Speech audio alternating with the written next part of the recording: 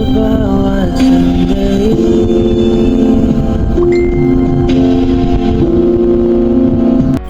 For today's video nga guys, ito nga, dumating na yung parcel natin at mag-unboxing tayo ngayon guys.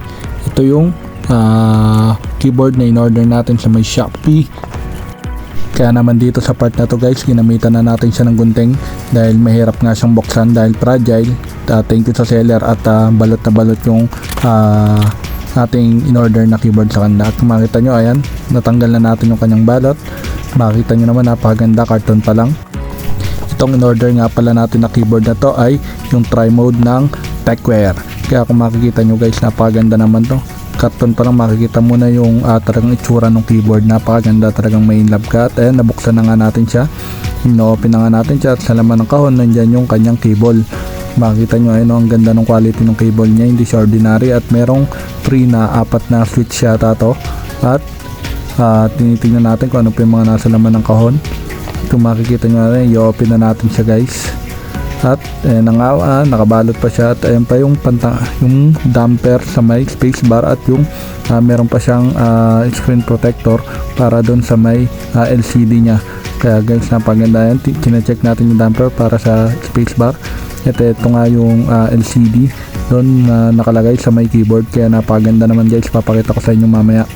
Balik nga muna natin sa plastic yung damper saka yung screen protector ng LCD. At ayan, meron pa nga rin siya ng pantanggal ng switch para pag maglilinis tayo ng switch. At ito nga yung user manual nya. Yan, kung makikita nyo yan guys. Kaya ito na yung moment of truth. Tatabi muna natin yung kahon at bubuksan na natin, papakita na natin yung itsura ng keyboard. At ayan, balot na balot nga siya. Thank you sa seller at nakarating ng maayos yung ating item. At yan nga sa part na yan guys, tatanggalin ko na yung balot nya. Tignan nyo naman, puting puti, napakaganda. Ayan o, meron pa siyang cover sa may keyboard nya mismo. Kaya talagang safe na safe yung keyboard natin. At ayan nga yung dongle dyan sa likod nya at nakamagnet lang siya. At ayun, chinecheck nga natin yung stand na keyboard. Tatanggalin na nga natin pala yung cover para makita natin yung mismong keyboard nya kung gaano kaganda. Kita nyo naman guys, ayun yung pinipihit ko, yun yung pag-change ng settings nya. At ito nga pala yung tri-mode na sinasabi, pwede siyang wired, dongle or bluetooth. At dito nga sa part na to guys, i-on na natin siya. Papawaw ka talaga kapag nag-on siya. Kung makikita nyo, ayun yung screen nya guys, pwede mong palitan niya ng mga pictures kung anong pictures yung gusto mo. Pictures ng aso mo or ano-ano mang pictures na gusto mo ilagay, pwede mo siyang palitan, basta save mo lang siya as GIF. Kung gusto mong palitan nga pala yung pictures nun, ida-download mo yung application nila at doon mo papalitan, i-upload mo doon yung pictures as GIF. Then dito ka rin magpapalit ng settings ng ilaw ng keyboard mo. Ayan, tinitignan natin siya, tine-check natin siya, yung low and high ng ilaw. Then ito nga pala yung mga mode ng ilaw niya ng RGB, or gusto mo isang ilaw lang, pwede rin. Pwede mo rin yan i-customize kung anong color yung gusto mong ilagay. At ito, chinecheck nga rin natin yung mga effects ng ilaw niya. Ayan, kung makikita nyo, mapapawaw ko na lang talaga dahil napakarami niyang effects. Talagang sulit na sulit yung pinambili natin dito guys.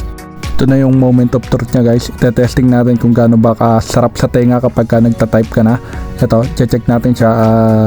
Babalik lang natin sa normal mode yung settings niya. Then check na natin kung gaano ba sarap sa tenga kapag nagta-type ka. Talagang sulit na sulit guys. Ito na, pinapakita ko rito. Good.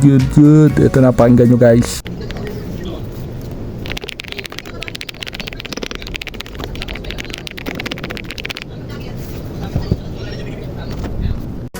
Ito nga guys, sinet up ko na rin siya at gagamitin ko siyang pang work dahil na-testing na rin natin siya kanina at all goods na rin. Pakita ko na rin sa inyo yung screen niya, napalitan ko na ng pictures kanina.